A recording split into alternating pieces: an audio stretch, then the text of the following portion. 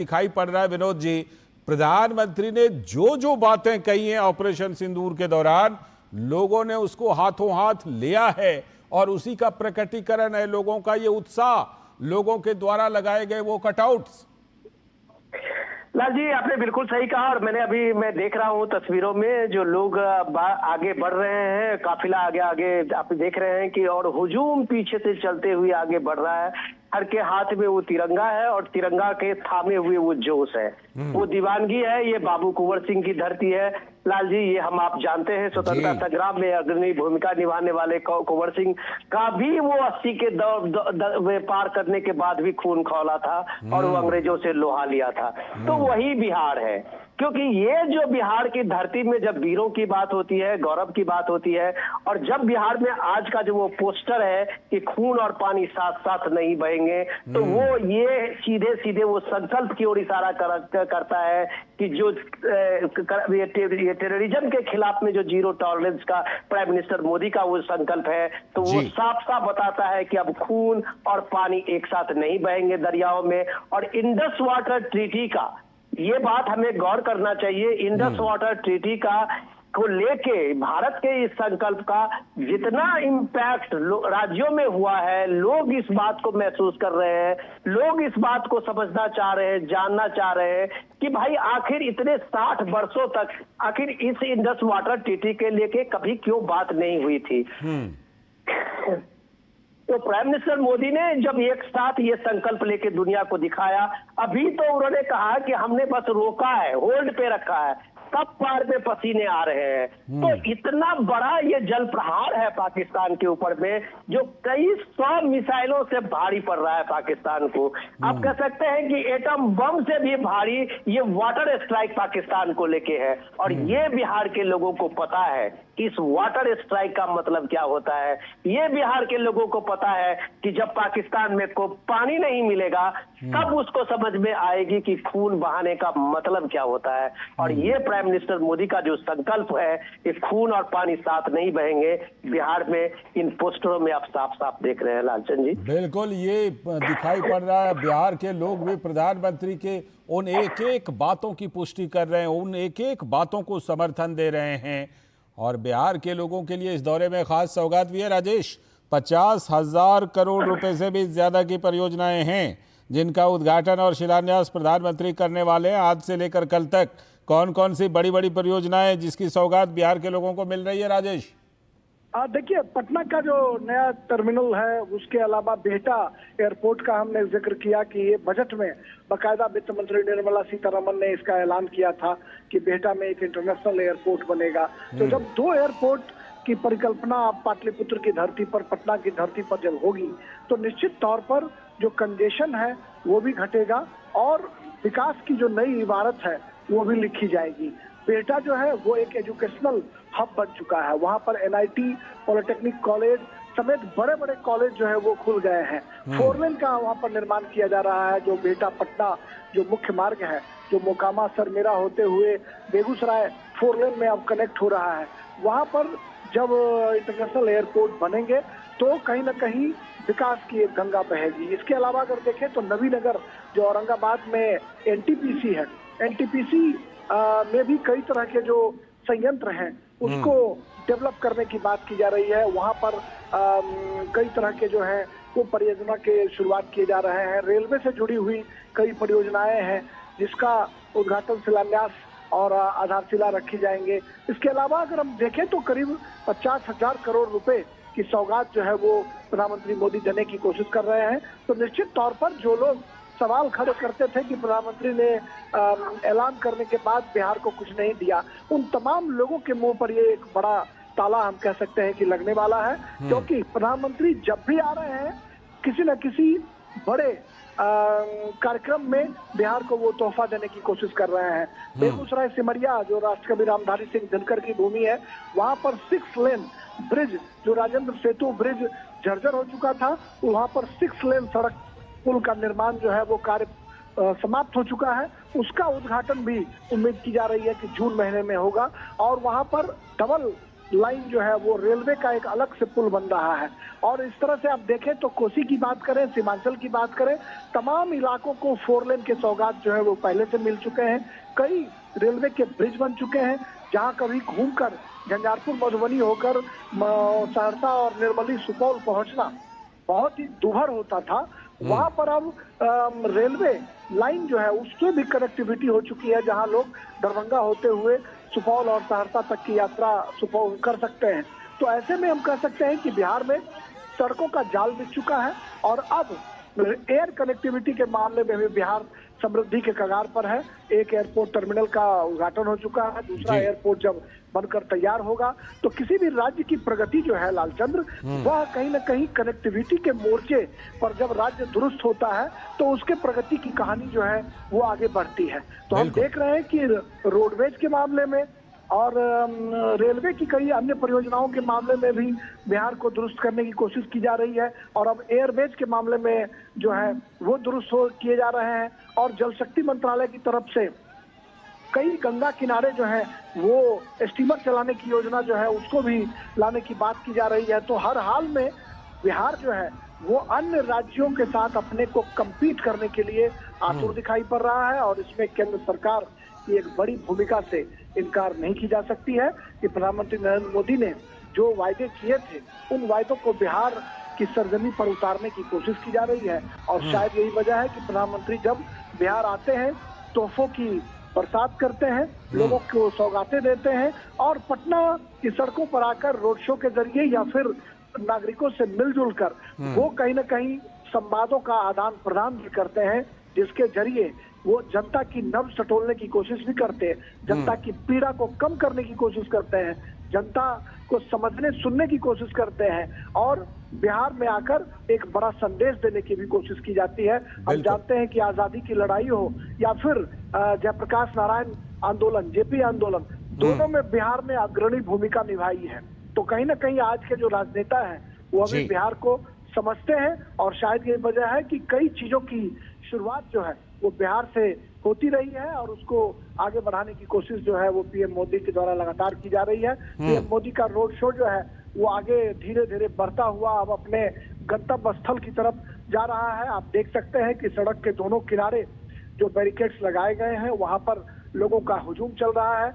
जो सुरक्षा बल के जवान हैं वो बहुत मशक्कत कर रहे हैं लोगों को नियंत्रित करने के लिए कि लोग जो है अपने दायरे में रहकर प्रधानमंत्री का इस्तकबाल करें, अभिनंदन करें। तो कुल मिलाकर हम कह सकते हैं कि एक बेहतरीन रोड शो के जरिए प्रधानमंत्री बिहार की सड़कों पर, पटना की सड़कों पर दस्तक दे रहे हैं, लोगों के दिलों पर दस्तक देने की कोशिश कर रहे हैं कि आज की जो पीढ़ी है वो तिरंगा के महत्व को समझे, आज की पीढ़ी देशभक्ति के जज्बे को सलाम करे और कहीं ना कहीं जो बिहार अग्रणी भूमिका निभाता रहा है स्वाधीनता आंदोलन में, जेपी आंदोलन में, उस कड़ी को आगे बढ़ाने में आज के नौजवान अपनी भूमिका जो है उसको सुनिश्चित करें। सियासत छात्र आंदोलन जो है उसकी शुरुआत भी बिहार से हुई, समाजवादी आंदोलन की शुरुआत बिहार से हुई, तो कई आंदोलनों का गवाह रहा है बिहार।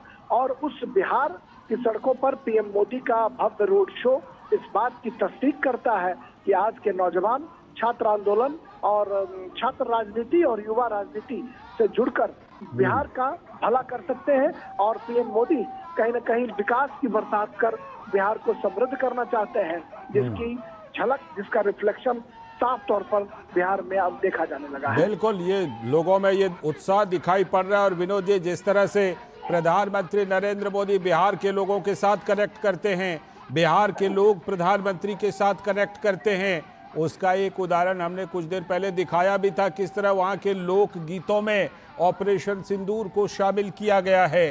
तो चाहे बिहार की महिलाएं हों, बिहार के नौजवान हों, वो प्रधानमंत्री नरेंद्र मोदी के साथ अपने अंदाज में कनेक्ट कर रहे हैं। उसका नज़ारा हमने उन लोक गीतों में भी सुना, देखा, उसका नज़ारा हम पटना की सड़कों पर भी देख रहे हैं। विनोद जी, सबसे बड़ा जो इम्पोर्टेंट चीज है इसको समझने के लिए कि इस नेतृत्व का सबसे एक भरोसे की बात होती है और बिहार जो है वो भरोसे के मामले में आप कह सकते हैं कि वो खड़ा सोना है। आप पिछले 2014 से आप देखें लगातार 2025 तक के चुनावों के अभियान में पीएम मोदी बिहार में अक्सर लड़ते हुए देखते हैं अपने अलायंस पार्टनर को भी लीड करते हुए देखते हैं, चाहे वो जेडीयू के साथ में उनका अलायंस हो, एक बार छोड़ के लगातार वो अलायंस में रहे, या बीजेपी का अकेले पार्टी में आना हो, लीडरशिप इनका एक फेस होता है। तो आप देख सकते हैं कि प्राइम मिनिस्टर मोदी के उस चेहरे पे बिहार में, चाहे वो लोकसभा का चुनाव हो या राज्यसभा का चुनाव हो या विधानसभा का चुनाव हो, बिहार ने कभी भी प्राइम मिनिस्टर मोदी को निराश नहीं किया है। और निराश नहीं किया है, इसके पीछे की वजह जब आप लोगों के हुजूम में और तिरंगा थामे लोगों की भीड़ देखते हैं तो वो कमिटमेंट का होता है, लीडरशिप का एक कमिटमेंट है। तो वो एक जो उम्मीदें हैं लोगों को प्राइम मिनिस्टर मोदी से, उसको लगता है कि प्राइम मिनिस्टर मोदी ने जिस तरह के बिहार में बदलाव हुए हैं, बिहार जो चेंज हुआ इंफ्रास्ट्रक्चर के रूप में आप देखें, कनेक्टिविटी के रूप में आप देखें कि बिहार में अब लगभग हर ब्लॉक डिस्ट्रिक्ट में एक लगभग एयरपोर्ट बनने को तैयार है। बिहार के रिमोट से रिमोट इलाके में आप एयरपोर्ट की कनेक्टिविटी है, आप जा सकते हैं अपने गांव तक, दिल्ली से 2 से 3 घंटे के बीच में पहुंच सकते हैं। वंदे भारत और ये सारी चीजें, सुविधाएं जो ट्रेन की है, वो अब एक छोटी सी बात हो गई है इस लिस्ट में। नेटवर्क जो इतना नेटवर्क है, कनेक्टिविटी का है कि देश के किसी भी राज्यों से बिहार के का संपर्क जो है, मोटरेबल रोड से लेके रेल और हवाई जहाज का इतना कनेक्शन हुआ है कि बिहार के जो नौजवान जो बाहर काम करने के लिए जाते हैं, रोजगार के लिए जाते हैं, उनको कनेक्टिविटी की आज की तारीख में कोई प्रॉब्लम नहीं है। पलायन एक समस्या जरूर है बिहार की, जो बड़ी समस्या है, जो इंडस्ट्रियल ग्रोथ के मामले में बिहार अभी भी बहुत फिसड्डी है। लेकिन इतना आप कह सकते हैं कि बिहार के लोगों का इंफ्रास्ट्रक्चर के रूप में उनके सामने में बिहार अभी किसी भी और स्टेट के सामने में एक मॉडल बन के खड़ा है। जो इंपॉर्टेंट बात पॉलिटिक्स की आप कह रहे हैं कि बिहार अभी आने वाले में और पॉलिटिकल पार्टियों के लिए एक लिटमस टेस्ट बनने जा रहा है। लिटमस टेस्ट इसलिए बनने जा रहा है कि आप पिछले 1 साल से आप देखें कि राहुल गांधी अपना सारा एक्सपेरिमेंट प्रयोग करने के लिए बिहार के धरती को ही चुन रहे हैं, क्योंकि उनको पता है कि बिहार के धरती एक्सपेरिमेंट करने के लिए सबसे माकूल है। और वो जो इस दौर में संघर्ष कर रहे हैं, वो आरजेडी के से अलग अपना एक अलग संघर्ष कर रहे हैं, जिसमें वो लगातार एक दलित को फेस बना के और वहां वो संविधान बचाओ, संविधान रैली, भला भला उनका कई प्रोग्राम होता रहा है। जातीय जनगणना को लेके अपना उनका एजेंडा है, वो सारी चीजें चलती रही है। जब लेकिन अभी प्राइम मिनिस्टर मोदी ने जब इसमें कैबिनेट ने डिसीजन लिया और इस बात का अनाउंसमेंट हो गया था कि भाई इस बार का जो जनगणना होगा, सेंसस होगा, उसमें जातियों की गिनती भी होगी, तो शायद ये सारे लोग जो अभी तक पॉलिटिक्स जातियों की करते थे, गिनती की करते थे, उनके तो एक कम से कम वो फुस हो गई है राजनीति। अब बिहार के लोग ये बात जानते हैं कि पीएम मोदी का सेंसस कराने का जो मतलब होता है, उसके पीछे कोई ना कोई लॉजिक होगा। वो सिर्फ राजनीति के लिए हुआ नहीं होगी कि राजनीति करने के लिए कास्ट सेंसस करा लो। ये कास्ट सेंसस कांग्रेस कई स्टेट में हुए पड़े हैं, आज तक उस कास्ट सेंसस का कोई परिणाम नहीं था, उसका करना क्या है। तो कास्ट सेंसस एक ब्लूप्रिंट के साथ में होना है, ये बात कम से कम प्राइम मिनिस्टर मोदी के बात के कहने से बिहार के लोगों को इतनी उम्मीद है कि इस सेंसस से कम बिहार के लोगों में जो पिछड़े में अति पिछड़े हुए, दलित में अति दलित है, उनकी भी मेन स्ट्रीम में आने की ये भूमिका होगी। इंपॉर्टेंट चीज है समझने की कि बिहार इस समय इस जातीय झमेलों से आगे बढ़ के एक डेवलपमेंट का उसका सूत्र है। बिहार में आप देखें पिछले कई दशक से जो वोट का मामला जब सामने में आता है तो मुद्दा बिहार में डेवलपमेंट होता है। लोग बात गलती में इसका एनालिसिस जातीय समीकरण से ढूंढते हैं, सोशल इंजीनियरिंग में फिट करते हैं, लालू यादव एंटी लालू यादव में करते हैं, लेकिन जब आप लोगों का मिजाज देखेंगे, लोगों के मास की सोच देखेंगे, तो उसके पास में सिर्फ एक आइडिया है डेवलपमेंट का। और प्राइम मिनिस्टर मोदी ने इस 10 से 11 साल के अपने टेन्योर में जो डेवलपमेंट का खाका खींचा है विकसित भारत के संकल्प के साथ में, उसमें बिहार के लोग चाहे बिहार में हो या बिहार से बाहर हो, उसने प्राइम मिनिस्टर मोदी के इस विकसित भारत संकल्प और विकसित भारत को बहुत करीब से देखा है और उसका एक पार्ट रहा है। हम आप जो भी बिहार से बाहर में काम कर रहे हैं, जो भी इस डेवलपमेंट प्रोसेस के हिस्सा है, हम जानते हैं कि इस बदले दौर में लोगों की इकोनॉमी में क्या चेंज आया है। हम जानते हैं कि इस दौर में जो फूड स्कीम है, सिक्योरिटी स्कीम है, उसमें आज की की तारीख में देखिए कि बिहार की एक बड़ी आबादी को अभी भी फ्री राशन उनके घर तक पहुंच रहा है। तो ये सारी चीजें जब बिहार में आप सोशल वेलफेयर की बात आप कहें, देखें उसमें किसानों के लिए आप देखें, तो ये सारी चीजें लोगों के एक इंडिविजुअल का जो इंटरेस्ट है वो इंटरेस्ट इसमें सर्व होते हुए दिखता है। तो जाहिर सी बात है जब पीएम मोदी की लीडरशिप की बात आती है और मोदी जब बिहार में होते हैं तो राजनीति ना हो ऐसा तो हो ही नहीं सकता।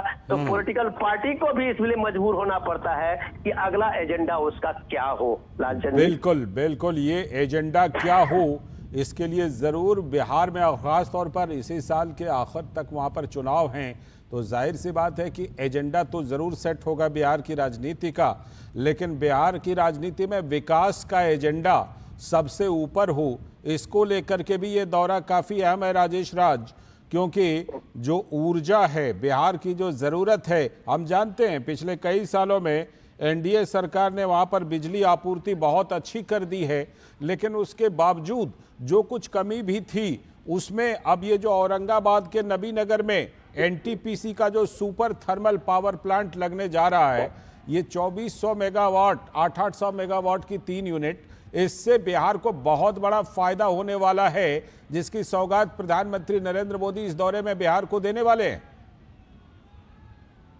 सियासत की बात है और विकास की बात है। आपने बिल्कुल सही कहा कि बिजली के मामले में भी कभी बिहार बहुत फिसड्डी हुआ करता था। सड़क, स्वास्थ्य, बिजली, तमाम माध्यम थे वहां पर बिहार फिसड्डी होता था। लेकिन अब अगर देखें तो सड़कों के जाल के साथ साथ बिजली के मामले में भी समृद्धि आई है। बाढ़ में एनटीपीसी खुल चुका है, जो बेगूसराय का बरौनी का जो थर्मल पावर कॉर्पोरेशन था उसको भी एनटीपीसी ने टेक ओवर कर लिया है। एक और नए एनटीपीसी बन चुके हैं। और इसके अलावा अगर हम देखें तो कहलगांव एनटीपीसी की बात करें या नवीनगर का जो ये विद्युत संयंत्र है, इन तमाम माध्यमों से बिहार को समृद्ध करने की कोशिश की जा रही है। और शायद यही वजह है कि जो लोग बिहार को जाति के चश्मे से देखते थे, जो सामाजिक न्याय में भरोसा करने वाली जो पार्टियां हैं, वो भी अब विकास की बात करने लगी हैं। और हर हाल में विकास जो है वो एक टॉप एजेंडा बना है। और शायद यही वजह है कि हेमंत सोरेन हो या फिर तेजस्वी यादव हो, ये भी अब माई बहन योजना की बात करने लगे हैं और महिलाओं को भत्ता देने, पैसा देने, युवाओं को रोजगार देने, नौकरी देने का वायदा कर चुनाव मैदान में जुटने लगे हैं। तो ये एक बिहार के लिए अच्छी, हम कह सकते हैं कि शुरुआत और संकेत है कि बिहार में एक डेवलपमेंट जो है, एक बड़ा एजेंडा आने वाले दिनों में बनने वाला है। चाहे कोई भी राजनीतिक दल हो, कोई भी पार्टियां हो, बिना विकास के एजेंडे के सहारे वो चुनाव मैदान में अब जुट नहीं सकते हैं, क्योंकि बिहार की जनता और आज की पीढ़ी होशियार हो चुकी है और वो सब कुछ समझती है। बिल्कुल, बिहार की जनता सब कुछ समझ रही है और उसकी समझ के तहत ही ये दृश्य हम देख रहे हैं पटना की सड़कों का, जहां प्रधानमंत्री नरेंद्र मोदी इस समय रोड शो कर रहे हैं और लोगों में जबरदस्त उत्साह। प्रधानमंत्री लोगों के साथ अभिवादन का आदान प्रदान भी कर रहे हैं। विनोद मिश्र जी हमारे साथ, हमारे सलाहकार संपादक जुड़े हुए हैं, विनोद जी से बात करते हैं। विनोद जी, जिस तरह से प्रधानमंत्री नरेंद्र मोदी बिहार के 2 दिनों के दौरे पर हैं, रात्रि प्रवास उनका वहीं है, आज बिहार में ही रात्रि प्रवास करेंगे प्रधानमंत्री नरेंद्र मोदी। इस दौरान विकास कार्यों की बड़ी सौगात बिहार को मिल रही है। विनोद जी, बिहार जहां पर वाकई विकास के कई क्षेत्रों में जरूरत है, इस बार के बजट में बिहार के लिए सबसे बड़ी राशि की व्यवस्था की गई, एक तरह से स्पेशल पैकेज बिहार को मिला और अब जाकर प्रधानमंत्री इन परियोजनाओं का उद्घाटन और शिलान्यास करने के लिए पहुंचे हैं। ऐसे में बिहार के लिए प्रधानमंत्री नरेंद्र मोदी का ये दौरा और भी ज्यादा खास हो जाता है।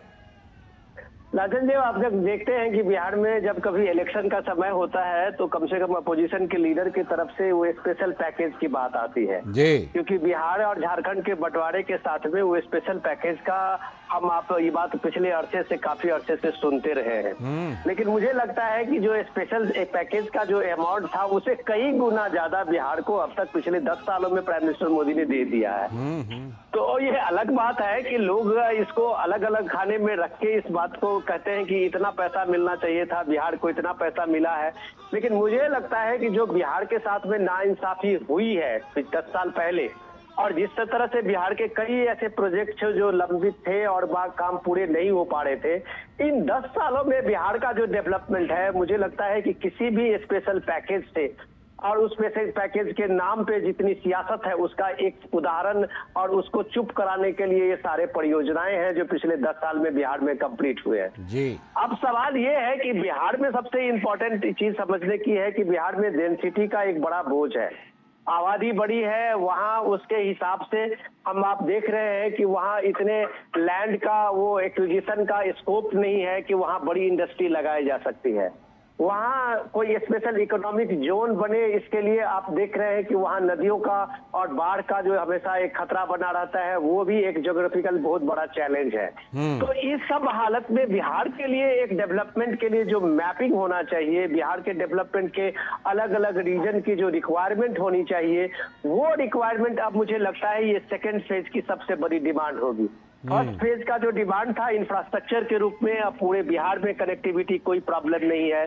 24/7 लाइट की जो बात आप कहें तो किसी महानगर की भी लाइट जो है वो बिहार के गांव से आप तुलना करेंगे तो लोगों को ईर्ष्या होगी। तो ये जब इंफ्रास्ट्रक्चर की बात करते हैं तो उस मामले में बिहार काफी आगे है, इन कई राज्यों से आगे है। रही बात इंडस्ट्रियलाइजेशन को लेके, वो इंडस्ट्रियलाइजेशन एक बहुत बड़ी समस्या है बिहार में, लेकिन वो लीडरशिप, लोकल लीडरशिप को उसके लिए बहुत तरीके से इवॉल्व होना पड़ेगा।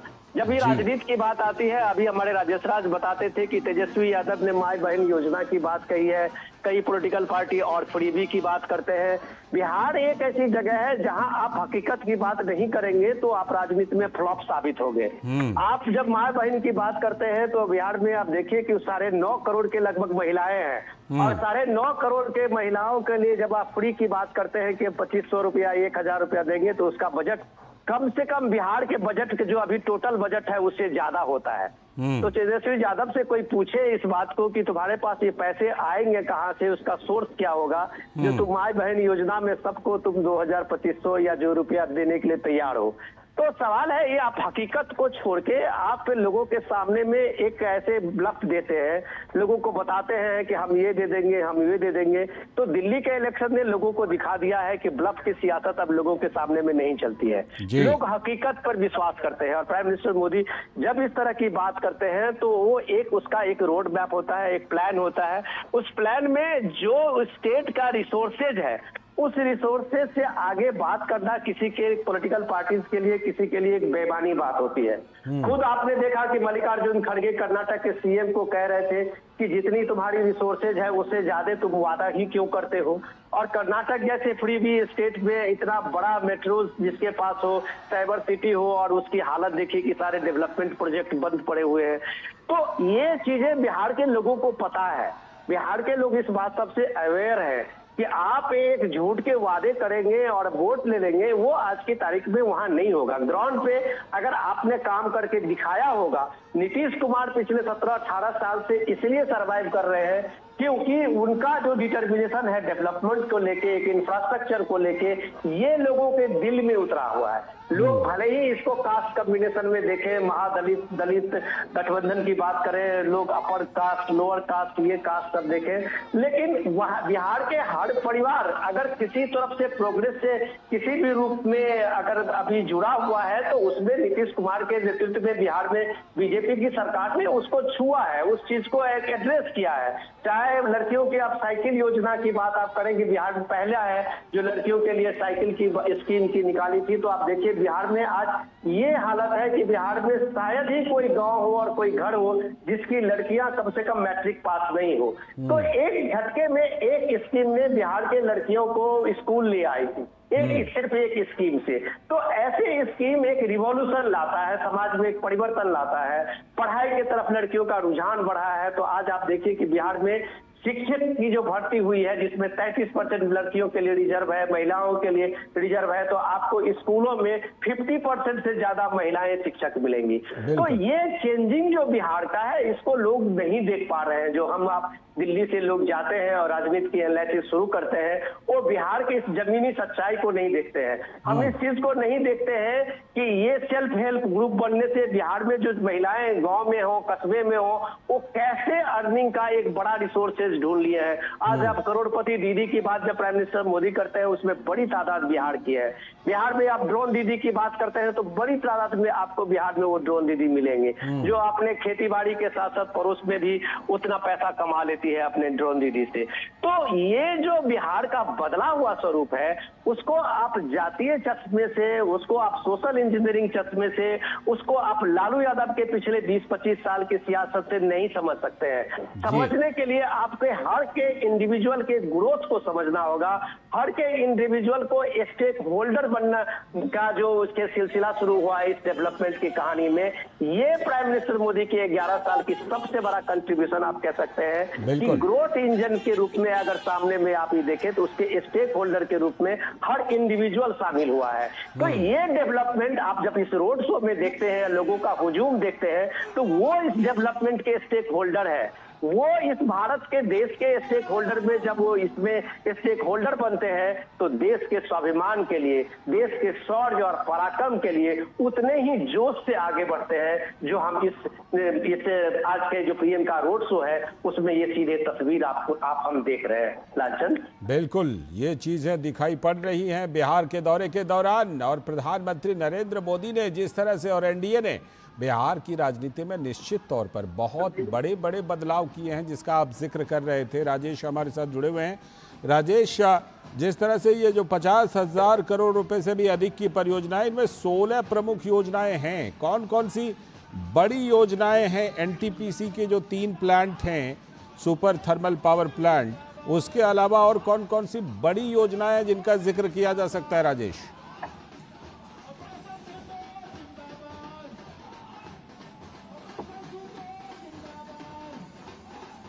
राजेश आप हमारे साथ जुड़े हुए हैं? लगता है फिलहाल राजेश राज से हमारा संपर्क नहीं हो पा रहा है। राजेश हमारे साथ नहीं जुड़े हुए हैं।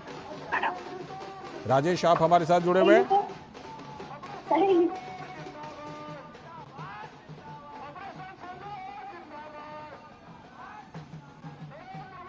राजेश हैं आप हमारे साथ जुड़े हुए?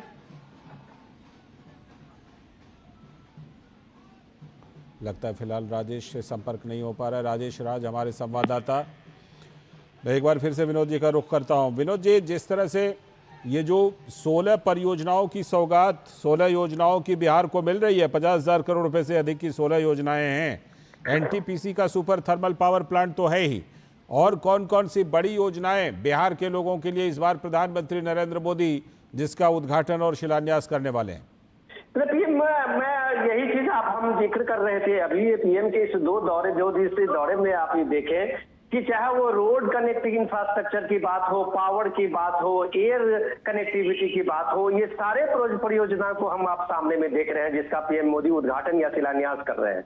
तो ये सारी परियोजनाओं के साथ में मैं बार बार लाल जी यही जिक्र करता हूं कि ये सारी योजनाएं जो है वो बिहार को सबल करने के लिए एक दूरगामी आपको इसका परिणाम दिखेंगे। इसका परिणाम आपको देखेंगे, उसमें देखेंगे कि आप जब बिहार में अभी आबादी बढ़ी है, जनसंख्या का भार बढ़ा है और उसके इतने लोड की डिमांड बढ़ी है। अब बिजली जो है, अब गाँव में आप भी देखिए कि लोग बाग अब पहले आप सिर्फ लाइट तक ही सीमित नहीं है, अब गाँव में भी एसी लग रहे हैं, गांव में भी लोगों के घरे में फ्रिज और रेफ्रिजरेटर है। हाँ, ये अलग बात है कि इस पावर के कंज्यूम करने में जो डोमेस्टिक यूज है वो ज्यादा है, इंडस्ट्रियल यूज कम है।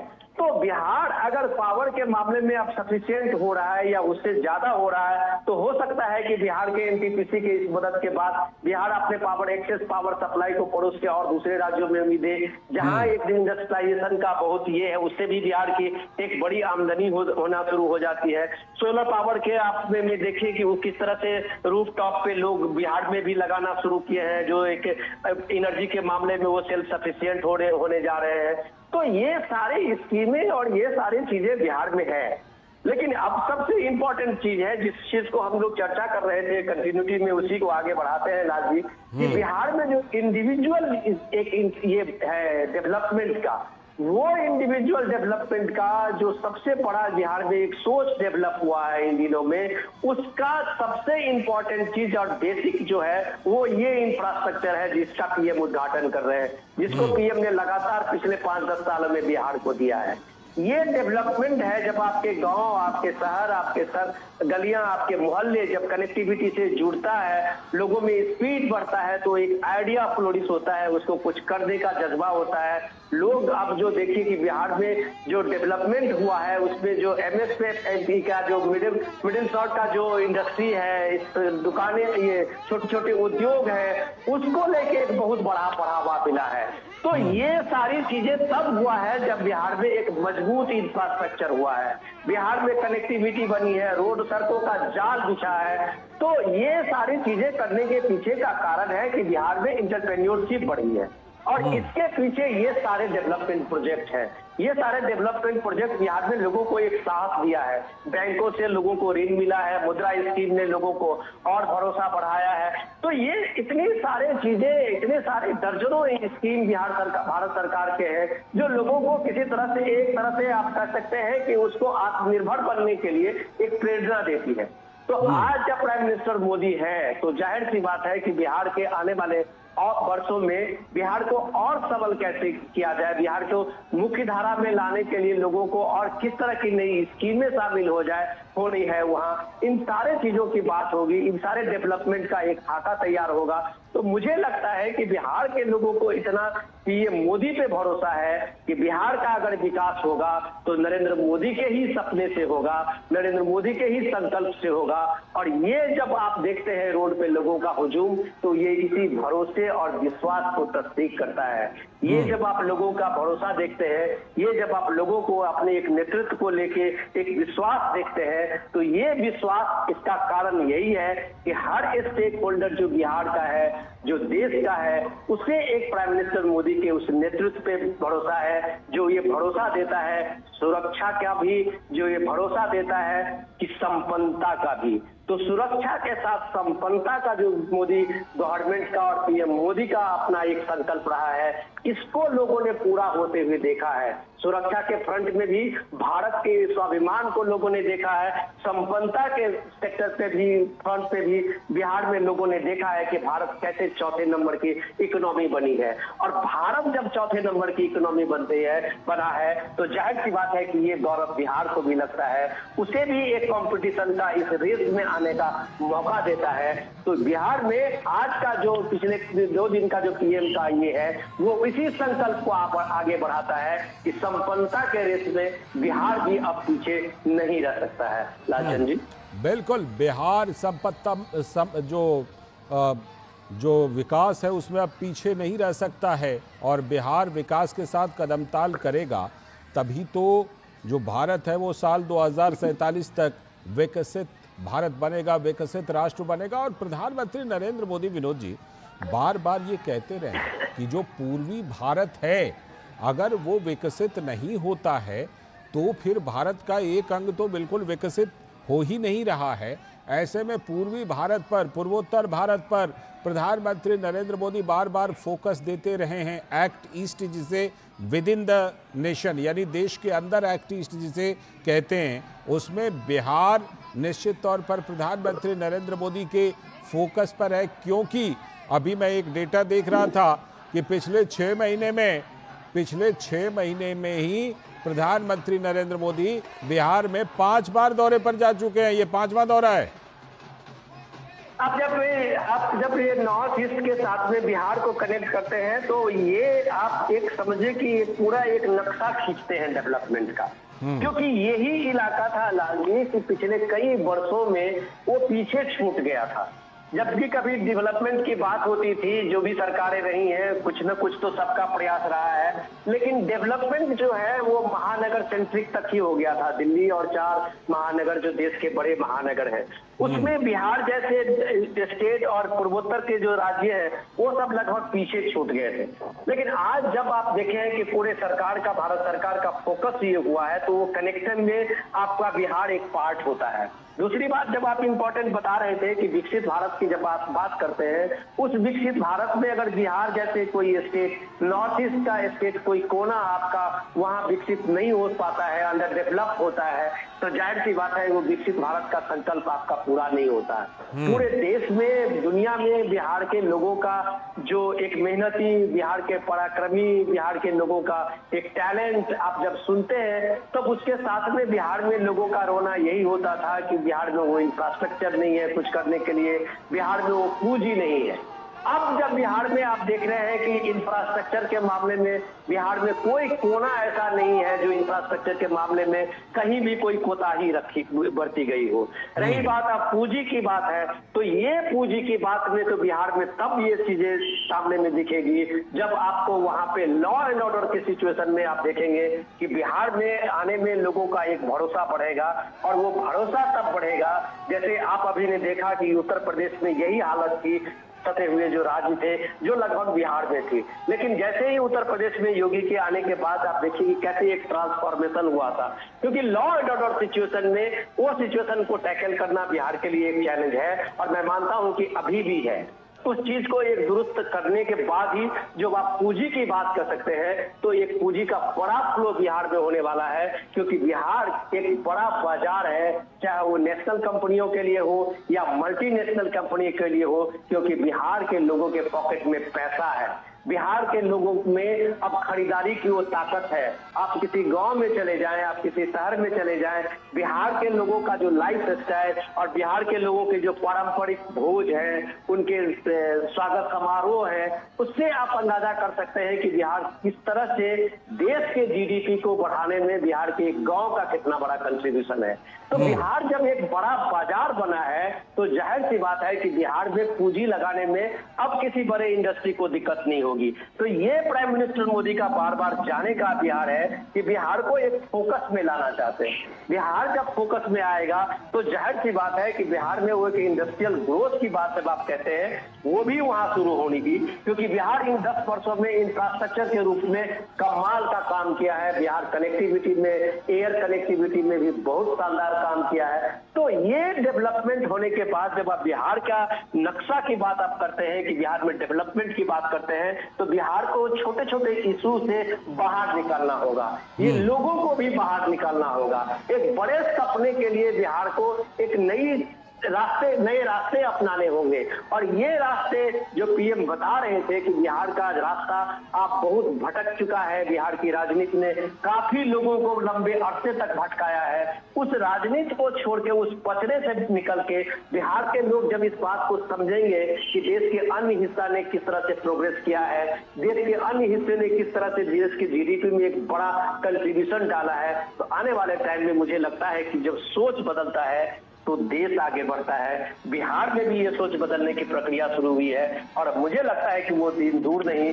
कि डेवलपमेंट का एक नया रास्ता, एक नया रोड मैप आपके सामने में होगा। लालचंद जी, बिल्कुल वो नया रोड मैप सामने आएगा, नया रोड मैप होगा। एक बात आपने जो जिक्र के बिहार के लोगों में जबरदस्त क्षमता है, लेकिन एक विडंबना देखिए कि जो एक राज्य को जो औद्योगिक प्रगति करनी चाहिए वो प्रगति बिहार में अभी कहीं ना कहीं मिसिंग है।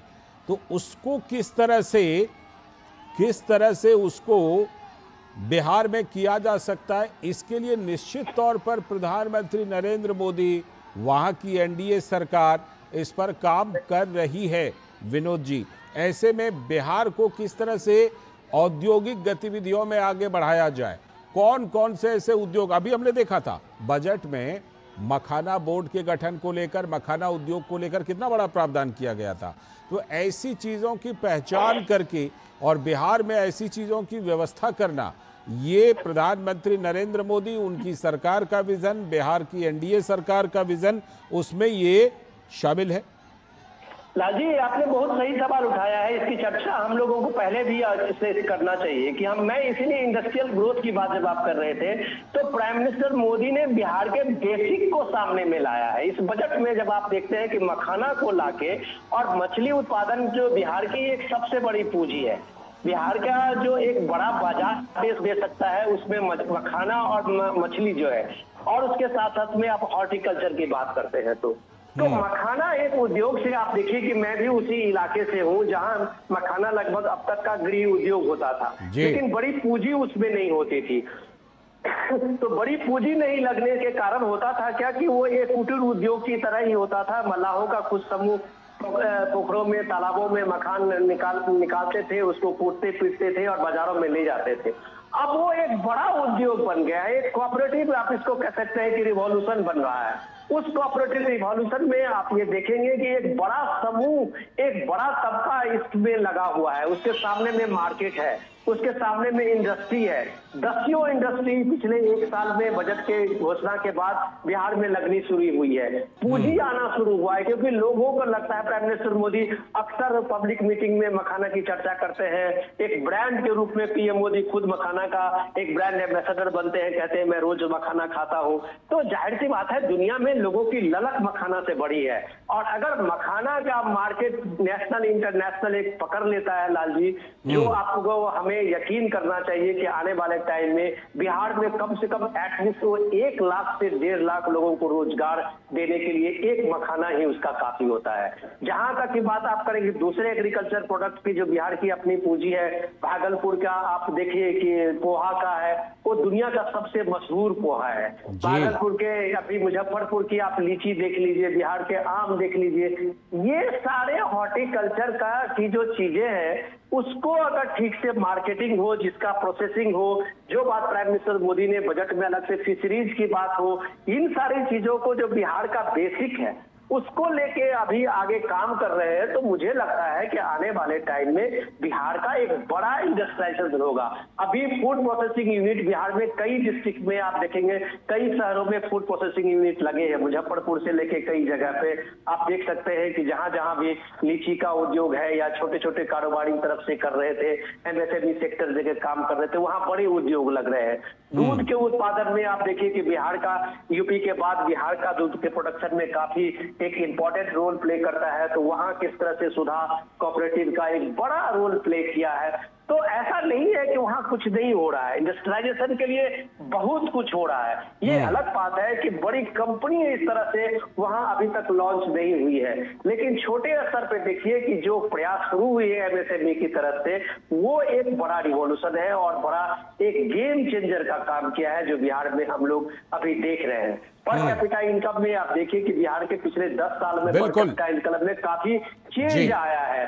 तो ये सब इंपॉर्टेंट बताता है कि ग्रोथ इंजन में बिहार अभी देश से कभी पीछे नहीं है। हाँ, इंडस्ट्रियलाइजेशन के रूप में अभी बिहार पीछे है, उसका बहुत कायाकल्प होना बाकी है। बिल्कुल, बहुत कायाकल्प होना बाकी है। उसी कायाकल्प के सिलसिले में प्रधानमंत्री नरेंद्र मोदी का ये दौरा भी बहुत महत्वपूर्ण है। राजेश, जिन 16 परियोजनाओं की सौगात बिहार को मिलने वाली आज से लेकर कल तक, राजेश, इन 16 परियोजनाओं में एनटीपीसी के अलावा कौन कौन सी बड़ी बड़ी परियोजनाएं जिनका जिक्र आप करना चाहेंगे?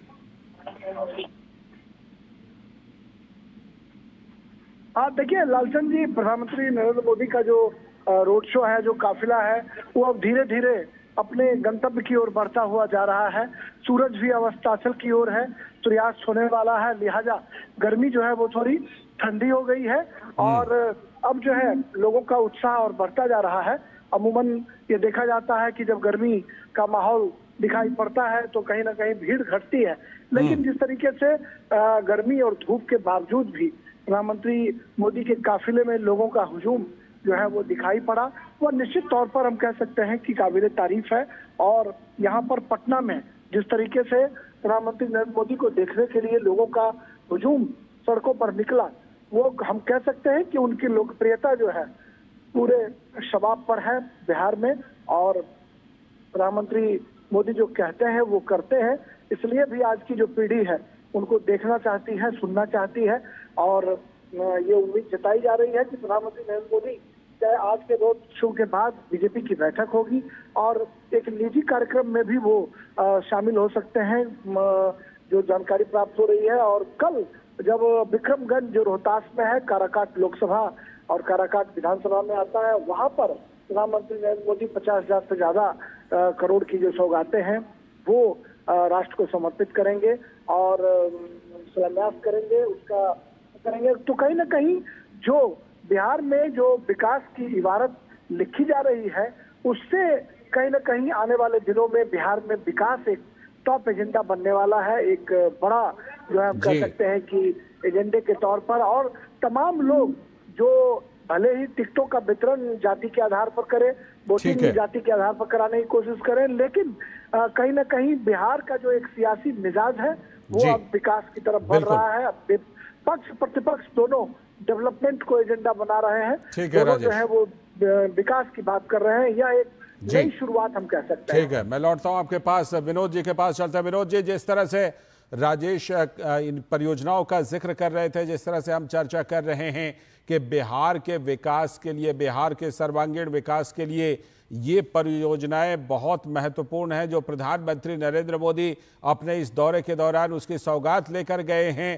प्रधानमंत्री नरेंद्र मोदी निश्चित तौर पर बिहार के बारे में, बिहारियों के बारे में, बिहार के विकास के बारे में बहुत बार कह चुके हैं, बहुत बार उनका फोकस रहा है। और वो फोकस हमने, जैसा कि अभी जिक्र हम कर भी रहे थे, कि बजट में भी वो फोकस इस बार दिखाई पड़ रहा है। तो बिहार के लिए एक तरह से एक कंप्लीट प्रोग्राम, अब ऐसा लग रहा है कि एक कंप्लीट प्रोग्राम बिहार के विकास के लिए तैयार हो चुका है और उस पर अमल होना भी शुरू हो गया है। इम्पोर्टेंट ये भी, आज भी मैं जब देख रहा था इतनी देर से इस रोड शो का नजारा और ये सारी चीजें हमारे सामने में दिख रही थी, तो मुझे याद आ रहा है कि बिहार में अभी इस दौर में पटना का टेम्परेचर कम से कम 40-42 डिग्री टेम्परेचर होगा। और 40-42 डिग्री के टेम्परेचर में जब आप लोगों में ये जोश देखते हैं और जुनून देखते हैं, तो उसके साथ में आप प्राइम मिनिस्टर मोदी के भी उस जज्बे को देखिए कि अभी पश्चिम बंगाल से 2 रैलियों को संबोधित करके वो आए हैं, बिहार आए हैं, उनका वो एनर्जी लेवल देखिए। तो जाहिर सी बात, जब हम कहते हैं कि लोगों के साथ में जो पीएम का एक रीच आउट है, लोगों के बीच में जब वो पहुंचते हैं, तो उनको लगता है कि ये सबसे बड़ा एनर्जी का सोर्स लोग ही है इस देश में पीएम मोदी के लिए। और हेलो जी बिल्कुल। तो ये मैं कह रहा था लाल जी कि जब मैं इस चीज को देखता हूं, तो मैं चूंकि आपके सवाल लेने से पहले मैं जब बड़ी देर से इस रोड शो को देख रहा था, तो मुझे लगा कि इसका भी हम लोग जिक्र करें कि आप प्राइम मिनिस्टर मोदी का देखिए कि देश में वो जहां भी जाते हैं अपने किसी प्रोग्राम में, डेवलपमेंट प्रोग्राम के लिए, उद्घाटन के लिए, शिलान्यास के लिए, तो उनका एक छोटा या बड़ा एक रोड शो जरूर होता है। और इस रोड शो का मतलब सीधा होता है एक रीच आउट, जो लोगों के बीच में प्राइम मिनिस्टर खुद पहुंचे, लोगों का लगे कि ये लोगों का प्रधान सेवक है। जब वो कहते थे कि भी एक सभा में पिछले दिनों बता रहे थे ऑपरेशन सिंदूर के बाद कि आपने मुझे मोदी को इसीलिए चुना था, तो ये बात जब एक प्राइम मिनिस्टर लोगों को बीच में जाके बताता था कि हमने वो ऑपरेशन सिंदूर किया है, वो इसीलिए आपने, ये आपको भरोसा था कि हमने मोदी को इसीलिए चुना है, तो बिहार के लोग इस बात को जानते हैं कि हमने मोदी को क्यों चुना है। बिहार के लोग जानते हैं कि मोदी का मतलब ही एक डेवलपमेंट का वो एक खाका होता है। बिहार का लोगों को मतलब है कि जो लोग अभी तक किताबों में, कहानियों में पढ़ते थे गुजरात मॉडल, वो लोग जानते थे कि बिहार में मोदी के सिर्फ एक छाप पड़ने से बिहार का बदलाव किस तरह से हुआ है। तो ये भरोसा है आपका, जो आप 10 साल से, जब से पीएम मोदी एक लीड लेते हुए बिहार में दिख रहे हैं बीजेपी का, अपने एनडीए गठबंधन का, तो इसी भरोसे का बिहार में मोदी के लिए वो वोट पड़ता है, बीजेपी को वोट पड़ता है, जेडीयू को वोट पड़ता है, तो उसके पीछे पीएम मोदी के लिए लोगों का भरोसा होता है लाल जी। रही बात, जब प्रोजेक्ट की बात आप कर रहे थे, बिहार की योजनाओं की बात आप कर रहे थे, बिहार एक बड़ा राज्य है जहां 17 से 18 करोड़ उसका लगभग पॉपुलेशन है, 14 करोड़ की 15 करोड़ लगभग उसका पॉपुलेशन है। उस बड़े पॉपुलेशन के, आबादी के इतने बड़े घनत्व के बावजूद बिहार में जमीने का जो दायरा है वो छोटे होते जा रहा है। नदियां वहां इतनी विस्तार फैली हुई है, बाढ़ का एक पूरा का पूरा एक इलाका है जो बाढ़ से लगभग प्रभावित होती है। तो बिहार में एक पलायन सबसे बड़ी समस्या है, वो समस्या है। लेकिन सवाल ये है कि बिहार के लिए किसी ने अभी तक 30 साल से कोई रोड मैप नहीं था डेवलपमेंट का, कोई बड़ी सोच नहीं थी उस चीज के लिए कि आखिर बिहार के इतनी बड़ी आबादी के लिए क्या डेवलपमेंट हो सकता है, क्या प्रोग्राम हो सकता है। आप जब मखाना की बात कर रहे थे, ये मखाना तो बिहार के सैकड़ों साल की परंपरा है। हम जिस मिथिला से आते हैं वहाँ पान, मखान और मछली एक उसके परंपरा से, उसके रीति रिवाज से जुड़ी होती है, लेकिन उसका अभी तक क्यों नहीं मार्केटिंग हुआ? क्यों नहीं इसको ये बताया गया कि वो किसी कास्ट बेसिस पे जातीय समूह का एक प्रोग्राम, एक अपना छोटा मोटा कारोबार के बदले पे एक राज्य का कारोबार हो सकता है, इसी को किसी ने रिकॉग्नाइज नहीं किया। तो ये जो इंपॉर्टेंट है कि पीएम मोदी ने इस बिहार के बेसिक को समझा है। अब बिहार के बेसिक को समझने के बाद जब ये आप डेवलपमेंट का प्लान देख रहे हैं, ये ब्लूप्रिंट देख रहे हैं, तो निश्चित रूप से आप यकीन मानिए कि आने वाले टाइम में, हाँ, पॉलिटिकल स्लोगन में अभी कुछ चीजें ऐसी है जिसका एक निगेटिव और पॉजिटिव इंपैक्ट होता है, जो नीतीश कुमार के शराबबंदी का था, उसके बाद भी आप देखिए कि उसके कई तरह के निगेटिव और पॉजिटिव इंपैक्ट सब सामने में आए हैं। लेकिन इसके बावजूद भी टोटलिटी में आप देखिए कि जब बिहार के लिए एक बड़ा रोड मैप होगा, वो रोड मैप बिहार का बेसिक होगा। और बिहार के बेसिक में सबसे इंपॉर्टेंट है कि बिहार के पास पर्याप्त जल है, बिहार के पास में जमीनें, फर्टाइल जमीनें हैं, बिहार का जो जवान है वो मेहनत कश है, बिहार का मजदूर, पूरे देश में अगर कहीं इंफ्रास्ट्रक्चर किसी के बूते बनता है तो बिहार का मजदूर होता है। तो जिस बिहार का टैलेंट है, जो देश और दुनिया में अगर कोई चार आप बड़े सेक्टर्स में कोई सीईओ से नीचे के कोई अधिकारी ढूंढेंगे, उसमें से 2 बिहार के लोग आपको मिलेंगे। तो ये टैलेंट पूल बिहार के पास में है। बेसिक समझने की जरूरत है कि जिस बिहार को आप जातीय समीकरणों में उलझाए हुए थे, जिस बिहार को आप फसाद में उलझाए हुए थे, जिस बिहार को आप अलग अलग तरीके से कोने कोने में बांटे हुए थे, अलग अलग रीजन में बांटे हुए थे, वहां अगर समग्र बिहार की बात होगी, वहां अगर टोटलिटी में बिहार के डेवलपमेंट की बात होगी, तो जाहिर सी बात है कि बिहार के लोगों में सोच के मामले में एक बड़ा बदलाव सामने आएगा। आज जब हम ये देखते हैं कि लोगों के हाथ में सिर्फ तिरंगा उसकी पहचान है, पीएम मोदी उसके सामने में है, राष्ट्रीय नेतृत्व उसके सामने में है, तो राज्य की जो राजनीति है, क्षेत्रीय राजनीति में जो बिहार इतने दिन से भतर में फंसा पड़ा हुआ है, उससे बाहर निकलने के लिए एक राष्ट्रीय फलक पे जो बिहार का एक स्वभाव रहा है, राष्ट्र के नायकत्व देने में, राष्ट्र में नेतृत्व देने में बिहार की एक भूमिका हुई, काफी लंबी उसकी एक कहानी है।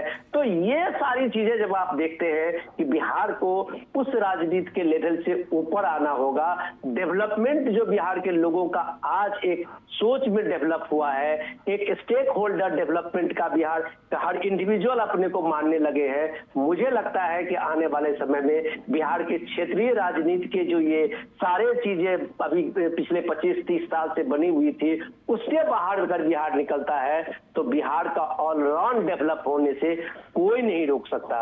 नेतृत्व के मामले में अगर आप देखेंगे तो उस मामले में पीएम मोदी जब खुद बिहार का फेस बनते हैं, लोगों के सामने में होते हैं, तो लोगों को यकीन होता है कि मोदी है तो मुमकिन है। बिल्कुल बिल्कुल बिल्कुल बिल्कुल। और प्रधानमंत्री नरेंद्र मोदी का एक वक्तव्य मुझे और याद आ रहा है कि बिहार के विकसित हुए बिना, बिहारियों का विकास हुए बिना देश का विकास हो ही नहीं सकता।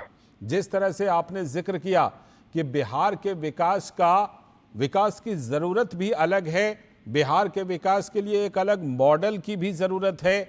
इसलिए भी ज़रूरत है क्योंकि जब से बिहार का विभाजन हुआ और झारखंड अलग हुआ, उसके बाद जो बिहार है उसकी ज़रूरतें अलग हैं, उसके विकास के लिए अलग मॉडल की ज़रूरत है। तो निश्चित तौर पर ऐसे समय में बिहार को उसकी ज़रूरत के मुताबिक विकास मॉडल देने का काम अगर कोई कर सकते हैं, वो प्रधानमंत्री नरेंद्र मोदी कर सकते हैं। एनडीए की सरकार जो वहाँ पर है वो डबल इंजन की सरकार, जो प्रायः जिसका उल्लेख होता है कि डबल इंजन की सरकार है। ऐसे में बिहार के लोगों के लिए आगे की भी जो रणनीति होनी चाहिए, विकास की जो नीति है, उसको बनाने में प्रधानमंत्री नरेंद्र मोदी का ये दौरा काफ़ी अहम, विनोद जी, क्योंकि प्रधानमंत्री जब वहाँ पर बिहार के लोगों से मुखातिब होंगे, उनको संबोधित करेंगे, तो एक बात तो बिल्कुल अनुमान लगाया जा सकता है कि ऑपरेशन सिंदूर का तो खास तौर पर जिक्र होगा ही, जो बिहार के लोगों की भावना दिखाई पड़ रही है। लेकिन साथ ही बिहार के विकास के लिए भी एक रोड मैप का जिक्र हो सकता है प्रधानमंत्री के संबोधन में, विनोद जी। लाजी, हम लोग अगर बिहार को देखते हैं कि बहुत सारी चीजें पॉजिटिव और निगेटिव तो है, लेकिन बिहार में एक खूबी है। जो खूबी आप अभी रोड शो में देख रहे हैं, मुझे नहीं लगता है कि उसमें कभी भारतीय जनता पार्टी के होंगे और उसके कार्यकर्ता होंगे। ये लोग हैं, आम लोग हैं, ऑर्डिनरी लोग हैं। जो आप महिलाएं देख रहे हैं, बच्चे देख रहे हैं, वो सारे देख रहे हैं। लोगों का हर एज ग्रुप के आपको लोगों को आप इसमें देख रहे हैं। तो ये लाजी एक इम्पोर्टेंट चीज है समझने की कि बिहार जिसको प्यार करता है वो दिल से प्यार करता है। आज जब हम पीएम मोदी के इस रोड शो के साथ में लोगों की तैयारी देख रहे थे, जो हमारे स्थानीय रिपोर्टर वहां से भेज रहे थे कि आप बिहार में देखिए कि एक सिंदूर को लेके, इस नाम को लेके कितना एक सच्ची है, कितना इमोशन से जुड़ा हुआ है बिहार की महिलाएं। बिहार की महिलाएं इस बात को जान रही हैं कि मोदी ने बिहार के अलावा दुनिया भारत के महिलाओं के सिंदूर की रक्षा की है और सिंदूर के लिए बदला लिया है। ये पूरा आतंकवादी के खिलाफ जो ये ऑपरेशन सिंदूर था और आतंकवादी ठिकानों को ध्वस्त किया गया था, ये सिंदूर के स्वाभिमान की बात बिहार में लोग अब इस बात को समझ रहे हैं। तो ये एक इम्पोर्टेंट ये मैसेज होता है किसी चीज का पॉलिटिकली। अगर आप इस चीज को आप अगर इस चीज को डिकोड करते हैं तो बिहार में आज महिलाओं को देखिए, बिहार में इम्पोर्टेंट स्वाभिमान भी है। बिहार का डेवलपमेंट के साथ साथ हर एक इंडिविजुअल का स्वाभिमान एक बहुत इंपॉर्टेंट फैक्टर होता है।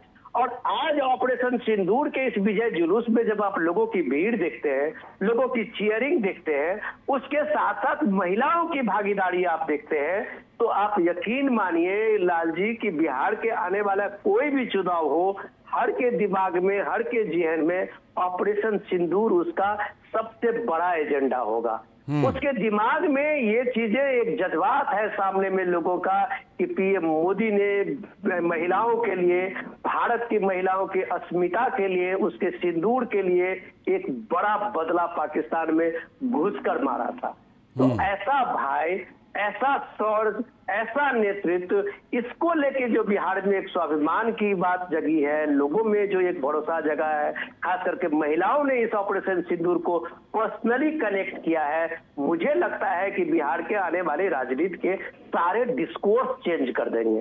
अभी आप महीने 2 महीने देखिए कि पीएम मोदी ने इसको अभी कहा, ये ऑपरेशन सिंदूर अभी खत्म नहीं हुए हैं, ये ऑपरेशन सिंदूर जारी है। तो सीधे सीधे ये मैसेज है कि भारत का पराक्रम का एक ये ट्रेलर है। पूरे सिनेमा अभी देखना दुनिया को बाकी है। तो ये पराक्रम का और ये नेतृत्व का जब एहसास लोगों के बीच में पीएम मोदी करते हैं, तब हमारे आपके लोग जैसे लोग जब स्टूडियो में बैठ के एनालिसिस करते हैं, गुनाभाग करते हैं, तब शायद वो भूल जाते हैं कि पब्लिक में इसका नैरेटिव कुछ और जा रहा है। यही लोग समझ नहीं पाते हैं कि पब्लिक का नैरेटिव बहुत सीधा है। वो ये देख रहा है कि भारत ने पराक्रम दिखाया है, वो देख रहा है कि भारत ने अपने मेड इन इंडिया से, अपने हथियारों से किसी दुनिया के देशों पे अपनी निर्भरता बहुत ही कम कर ली है। वो देख रहा है कि भारत के जवान, भारत के सैन्य शक्ति अब किसी दूसरे देशों पे डिपेंडेंट नहीं है।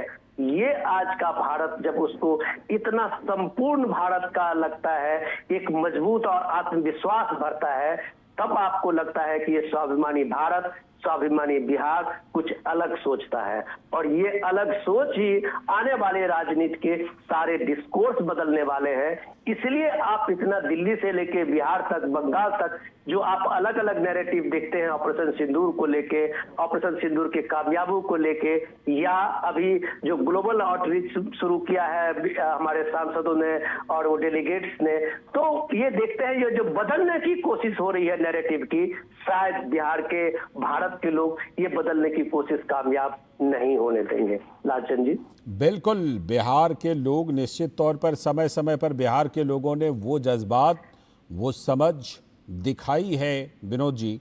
और जिस तरह आप जिक्र कर रहे थे कि ऑपरेशन सिंदूर के साथ बिहार की महिलाओं का जुड़ाव, बिहार के युवाओं का जुड़ाव, निश्चित तौर पर बिहार में आने वाले दिनों में ये चीज़ जो जिसे कहते हैं राजनीतिक रूप से भी प्रकट होने की संभावना दिखाई पड़ रही है, और कहीं ना कहीं बिहार के लोग इन चीज़ों से पूरी भावना के साथ जुड़ रहे हैं।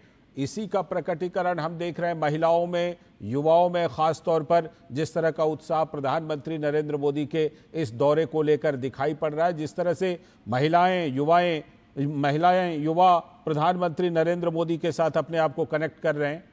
डेफिनेटली लालचंद जी, मैं यही कह रहा हूं कि ये पर्सनल कनेक्शन जो है, पर्सनल आप ये जब देखते हैं तब आपको लगता है कि नरेंद्र मोदी का होना कितना एक इम्पोर्टेंट होता है राजनीति में। जब आप कहते हैं जननायक की बात करते हैं, और अगर पूरे इंडिया पर्सपेक्टिव में देखें तो मोदी के पैरेलल में कोई अभी दूसरा राजनेता अभी खड़ा नहीं आपको दूर दूर तक दिखता है। उसके पीछे यही कारण है।